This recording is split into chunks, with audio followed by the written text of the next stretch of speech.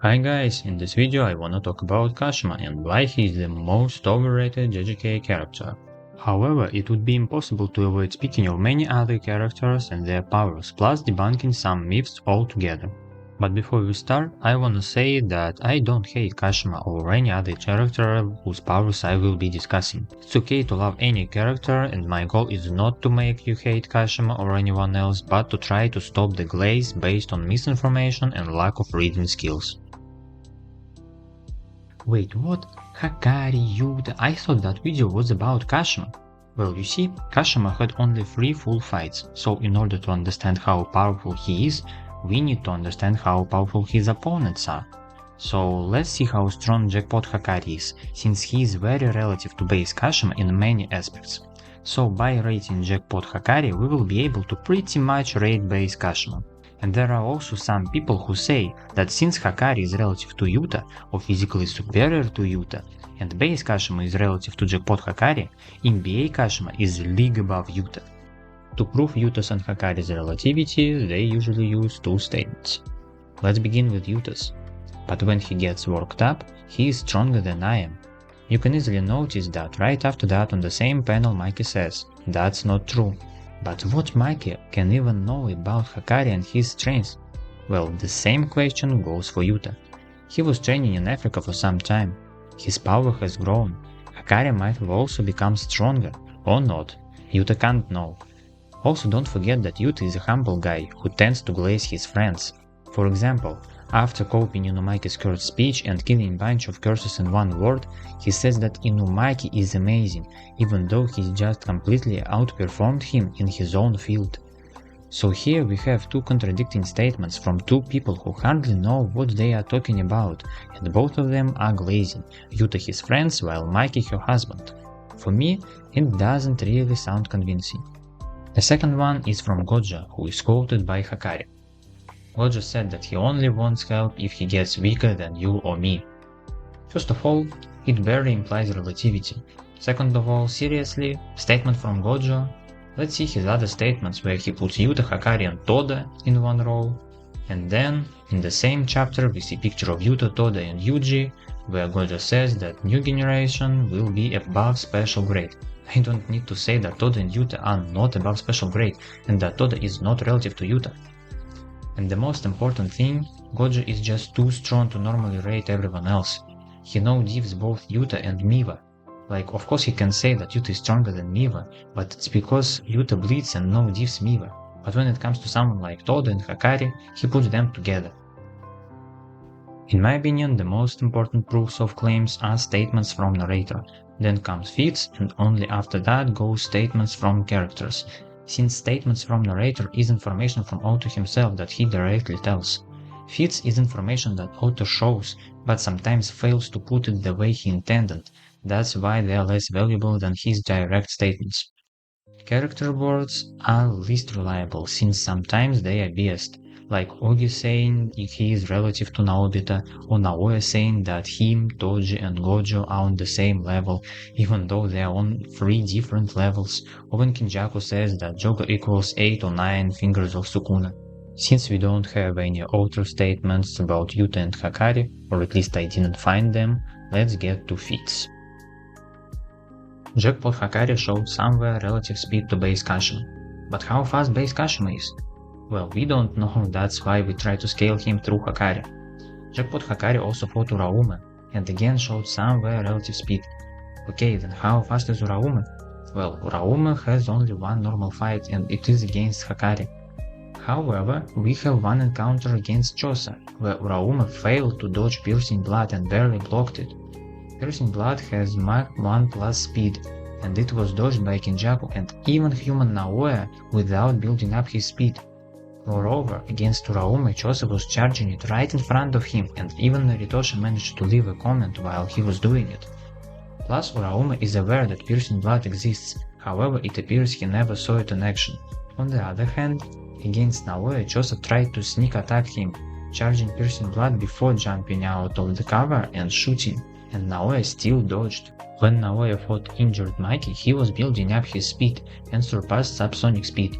Mikey later said that he reached Mach 1, and there is no reason to not believe her.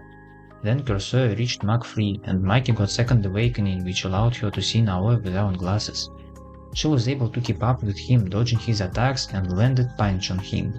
So Maki is on his level of speed, and this Maki was outspeeded by true form Sukuna, who was hit multiple times by Yuji, plus Jacob's ladder, plus had injured heart, while Yuta was fighting stronger version of true form Sukuna and was never outspeeded by him.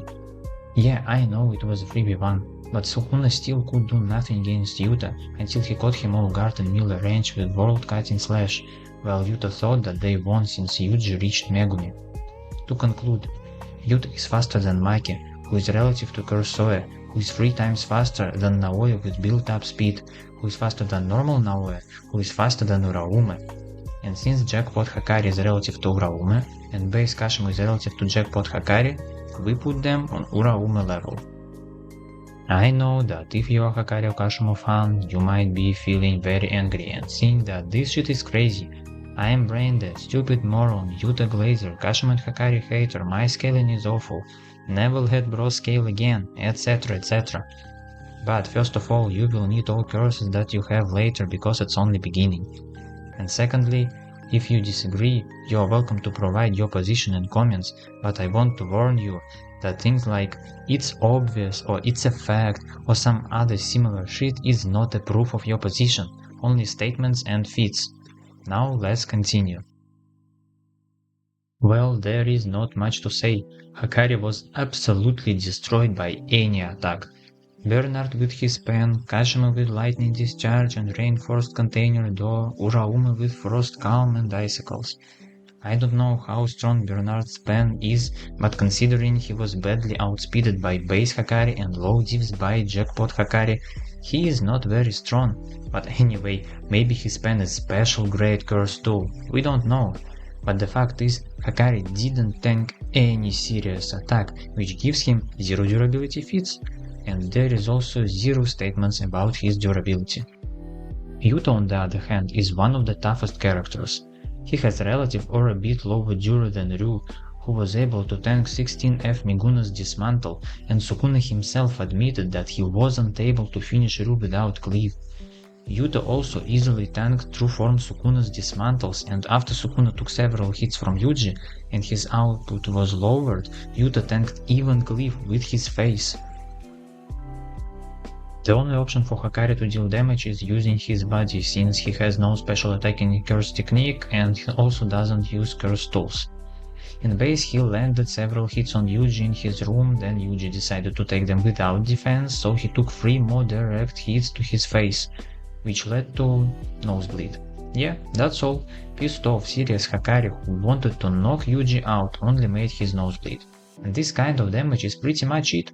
Jackpot Hakari never did more damage to his opponent than some nose or mouth bleed and some insignificant face damage. Yeah, his cursed energy is rough, but it only hurts but doesn't deal much damage. By the way, his punching strength is relative to base Kashimo's, as we can see in their container hitting scene, so base Kashimo should have the same level of AP with his punches and kicks, which is also supported by the same minor damage that he deals with them.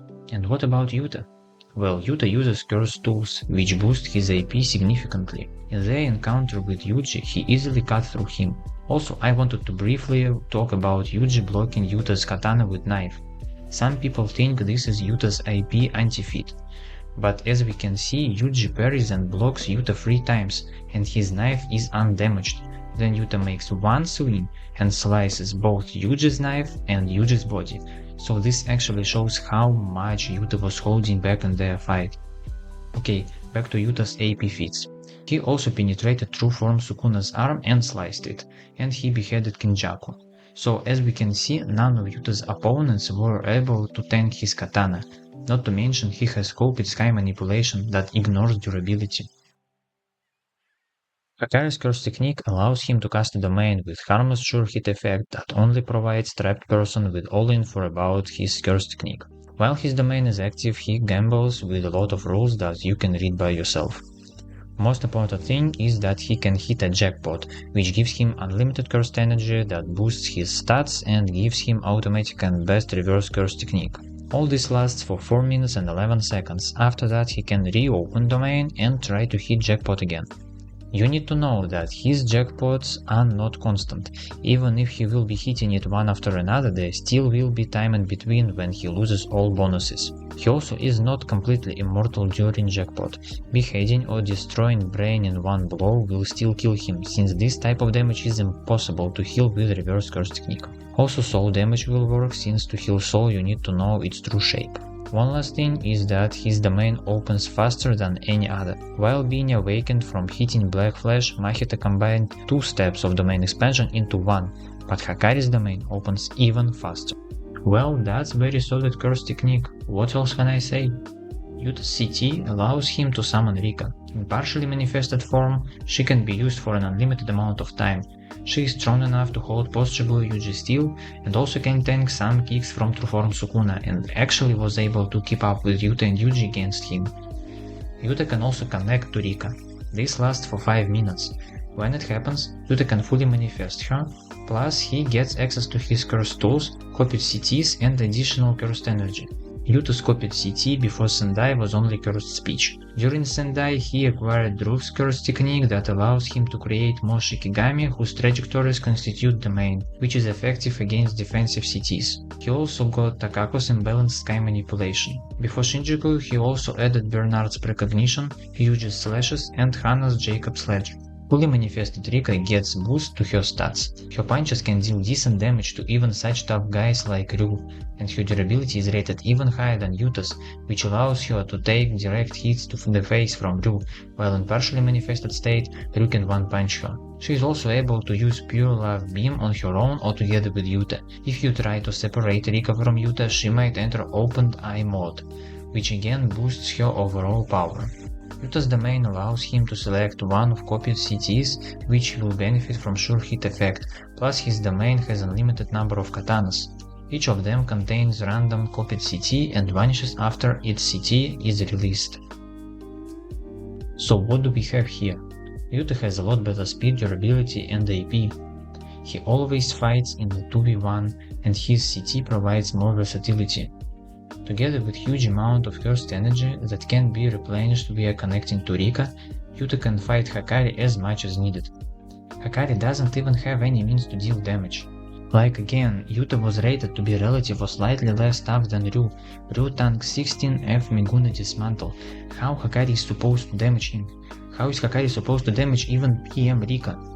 Okay, let's imagine Hakari enters jackpot before fight like he did with Kashimo. Let's imagine he doesn't get blitzed by Yuta, who is at least relative but actually faster than Mech Freak or Soya. While Hakari is in jackpot, he can't reopen domain, so Yuta opens his, makes one swing with katana with sure hit effect, Hakari is beheaded. The end. And I can create tons of different scenarios where Yuta kills Hakari with different methods, while Hakari just lacks AP to deal damage to him. So let's get back to Kashimo, shall we? Now when we know that jackpot Hakari is not stronger than Yuta and actually gets low to mid diff at max, we can see overall base Kashimo's level. Even though I consider Kashimo stronger than jackpot Hakari, since Hakari almost died 3 times and used a lot of luck, environmental features and even binding vow to survive this fight while not being able to deal significant damage to Kashimo, Kashimo still loses badly against Yuta. Again, let's pretend he doesn't get blitzed. Then he gets the main gift. Yes, Kashimo has Hollow Wicker Basket, but it occupies both hands and mouth, so Kashimo would only be able to run away from 2 opponents. Now we are going to take a closer look at Kashimo himself. His characteristics were already partially described previously. He has Hakari level speed and punching AP. The only thing that we are able to say about his durability is that it also should be relative to Hakari's, since as we know they have relative punching strengths and they did similar damage to each other with punches and kicks. Besides punching and kicking, Kashimo had other ways to deal damage.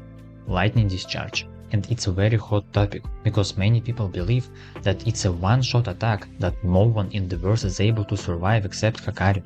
I genuinely can't understand how these people came to this conclusion. Let's just look at AP feats that Lightning Discharge showed.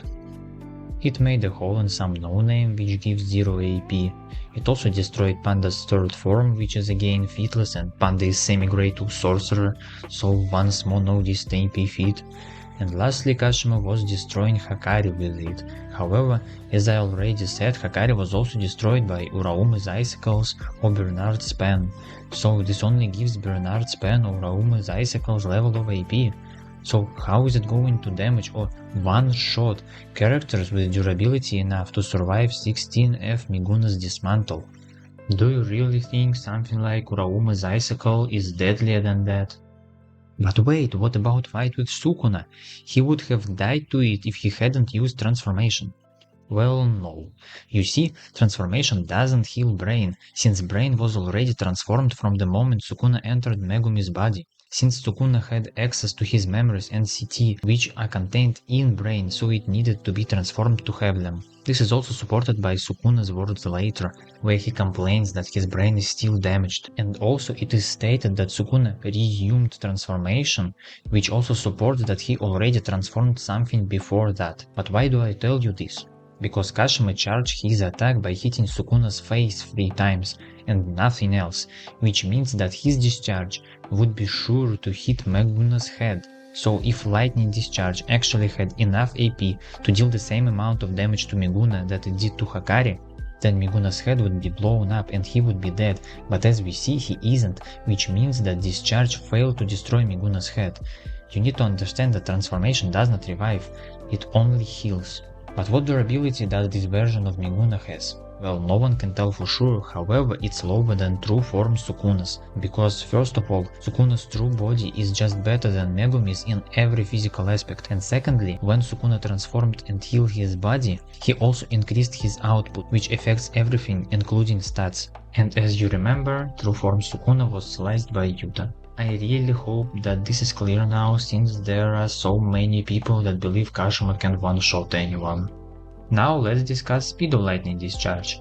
There are very strange things happening with it. First we have Hakari reacting to it, and instead of getting hit in head, he gets hit in shoulder. Some people say that Kashimo aimed at shoulder in the first place, but then why do we have this panel where lightning clearly flies to his head, and no, it's not perspective. Plus Kashimo never even touched Hakari's shoulder to charge exactly it. Most of his hits were landed on Hakari's face, however they made a lot of physical contact overall, and I explained this as Kashimo charged whole Hakari's body and used discharge, which didn't have particular body part as a target, so Hakari managed to bend over and got hit on shoulder. Then we have a scene where Kashimo puts his cursed energy in Hakari's brain to target it with discharge. And after Kashimo activated it, Hakari managed to blow Kashimo's cursed energy from his nose, which led to disappearance of discharge. So Hakari reacted 2 times on the lightning discharge. 3rd time he was hit from behind and also thought Kashimo can't use it, so he wasn't able to dodge it. And yes, I know it's not scientific, but guys, you are reading fiction about magic, so it shouldn't be 100% scientific. However, I am also not the type of person who defends any illogical shit by saying, this world has magic, what do you expect? No, I think that it's good when authors try to implement science in their creations, but you also should know when to apply it. If it doesn't contradict manga, you are welcome.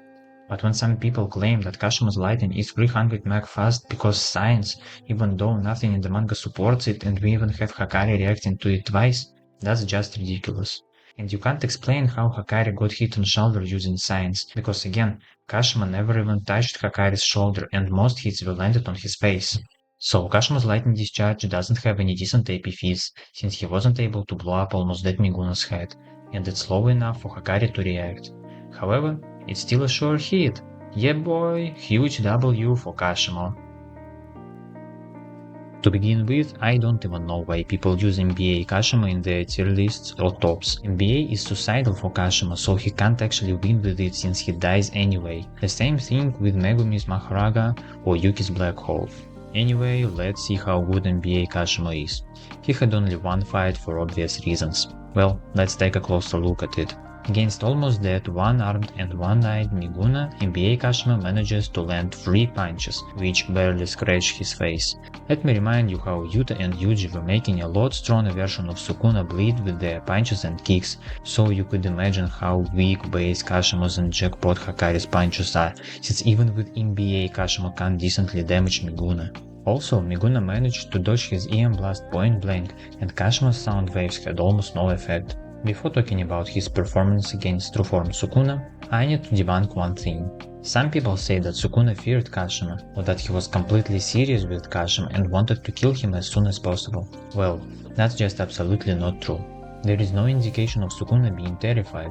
Also, Sukuna not only wasn't serious with Kashima, but was toying with him more than with majority of others. First of all, Sukuna didn't use cleave. He used cleave as soon as he had opportunity against Yuji, Yuta, Maki, Rika, but with Kashima he uses only hands, even though nothing stops Sukuna from cleaving him in some moments. Also, Sukuna uses dismantles as a final move, while he used them a lot against Kusakabe, Higuruma, Inu, Maki, Yuta, Yuji, Rika, Miguel, Chosa, and he didn't wait. It was one of his first moves in some encounters. When Sukuna casted World Cutting Slash, he told Kashima to dodge instead of just slicing him.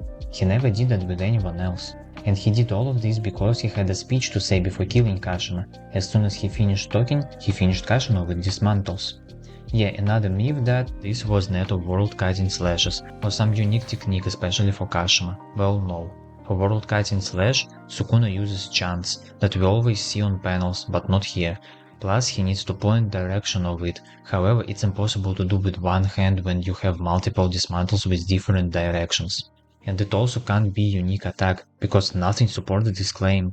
No statements, no indications, just pure headcanon. These were just big dismantles. By the way, the same Trueform Sukuna admitted that he won't be able to leave a fatal wound on Yuji and Yuta with only dismantles. And yeah, this is the same Trueform Sukuna. At that moment, he only received 3 blocked punches from Yuji, and considering how much more debuffs and Yuji's punches he will take later and still remain menace, these 3 blocked punches are just insignificant. So let's get back to MBA Kashimo. When he enters this form, he obtains new abilities: X-ray vision, electromagnetic blasts, sound waves, and agility buff. Sound waves proved themselves quite useless since they only made Meguna uncomfortable for a moment. I guess that's why he stopped using them after Sukuna transformed. Electromagnetic blasts, on the other hand, get a lot of recognition from Kashimo fans since they move at the speed of light and evaporate objects. Well, to begin with, they don't move at the speed of light. As we can see, Trueform Sukuna is able to say all chants and cast World Cutting Slash while Electromagnetic Blast was flying to him, so it's nowhere near speed of light. But where did they get speed of light thing? Again, real world. So Kashimo fans just again ignore manga. Secondly, EM waves stated to evaporate objects in manga itself, so here we can agree on it. However, what does this ability give Kashimo in terms of AP when sorcerers cover their bodies with cursed energy to protect them, and cursed energy is not an object? Plus, electromagnetic blasts didn't show any AP feats, so all we have is that they are slow enough for almost dead Meguna to dodge, and they can evaporate objects. And what about MBA Kashimo's speed? Well, it's not bad. He managed to react and block Sukuna's dash, even though Sukuna just broke through the block and sent Kashimo flying, and as I already explained, this Sukuna was just toying, and later he easily outspeeded him after blinding with Komutoki. Since he at least wasn't bleeded by this Trueform Sukuna, he is not far from Yuta and Yuji. We also have one very difficult moment to discuss: dodging World Cutting Slash. Kashimo almost dodged it, but still got hit in the arm. Maki, on the other hand, dodged World Cutting Slash completely. But it's not that simple. Maki had advantage since she can see Sukuna's slashes. However, Kashimo also had advantage since Sukuna himself warned him to dodge before finishing casting, which is helpful because he gets info about attack before it finished, unlike Maki, who can see slash only when it already is flying at her. Plus, it tells Kashimo that Sukuna is not only defending from his EM blast, but also attacking, and that Kashimo won't be able to tank it. While in case with Maki, Sukuna first distracted her with shivers and dust, and then immediately used World Cutting Slash. But Kashimo had to dodge it mid-air, while Maki was on the ground. Well, moving mid-air doesn't make you slower, at least in case with Maki or Sukuna, who kept their pace even in the sky. And there is no indication that Kashimo was slowed, so I don't see it as a problem. One more thing is that some people believe that Sukuna didn't use World Cutting Slash against Maki or Yuta. In case with Yuta, people saying that Sukuna didn't have enough hands for it, plus he was grabbed by Rika and Yuji. That's not true. For World Cutting Slash, Sukuna needs 3 hands, 2 for hand signs and 1 for direction. Sukuna had 2 completely fine upper hands that were grabbed by Rika, 1 chopped hand and 1 sliced hand. However, when Maki stabs Sukuna right after his attack, we see that his sliced hand is already fixed, which means he could use it for hand signs. And when he points to Yuta, he uses healthy right hand, which means that he already got rid of Rika's grab when he was casting World Cutting Slash. Plus we see Chance and also Yuta even before Jacob's ladder was able to tank Cleave, and you wanna say that now he got sliced in half by Dismantle? In case with Maki, people again say that Sukuna didn't have enough hands, but he had 3 hands, which is enough. Also on the panel with Slash we see Sukuna who is not making hand signs, which people interpret like Sukuna didn't make them at all. However, on this panel Sukuna already casted World Cutting Slash and it even moved past Maki, so why would Sukuna keep hand signs for so long? And again we see Chance, which indicates World Cutting Slash. Also, I want to point out that Maki doesn't have precognition. This myth began with this panel, which says that environment tells her how Kurosoya will move. But if you read whole speech, then it becomes clear that Maki talks about how now she can easily see Kurosoya without her glasses. So it's not about precognition, but about vision. When you have eyes and see your opponent, you can predict his movement if you have enough experience, but that doesn't mean you have precognition. One more support for this is that when Yuta used Bernard Curse technique, which is actually precognition, Sukuna commented that it is precognition, but when he fought Maki, he said nothing about precognition and made accent on her ability to see invisible. So overall, I can't decide who did it better, MBA Kashimo or Maki. They had different advantages and disadvantages and slightly different results. But I think it can be safely said that they are somewhere relative in terms of speed. Didn't know in which section to talk about it, so let it be here. Kashimo is considered strongest of his era, and there are some problems with it. Maybe I missed something, but I didn't find anything that states he was strongest of his era. However, we know from Kashimo himself that all his opponents were much weaker than him, and that's it. How does it give Kashimo anything except that he never fought someone stronger than semi-grade 1 sorcerer? So what do we have at the end? Base Kashimo is slower than human Naoya, but not much, while characters like Maki, Yuji, Yuta and others who showed relativity to them are relative or faster than Kurosoya, who is 3 times faster than Naoya. Kashimo's punches are also very weak and deal decent damage only to semi-grade 2 sorcerers. He has Hakari level durability, which means 0 durability, and never tanked anything in his life. Lightning discharge is a lot slower than natural lightning, and even Hakari level speed is enough to react to it. Plus, it has 0 AP feats or statements, while we can say for sure that half that Miguna can survive it. Also has no domain, so gets domain dived by almost all domain users except maybe for Smallpox Curse, who has trash curse technique and horrible stats. Hollow Wicker Basket doesn't really help since he can only run and nothing else, while your opponent can do anything he wants and has the main buff. His MBA form shouldn't be taken into account since he can't win with it and dies anyway, plus he wouldn't even use it against anyone aside from Sukuna. And even if we count it, his speed only reaches level of other heavy hitters while having time limit, useless sound waves and slow EM blasts. I know that many people would disagree with my position. It's okay, since power scaling is mostly subjective, but I tried to base my claims on manga, while some people power scale only by aura, which may be easier since you don't actually need to read, however, that's not for me. If you have other opinion that you can back up with valid arguments from manga, you are welcome in comment section.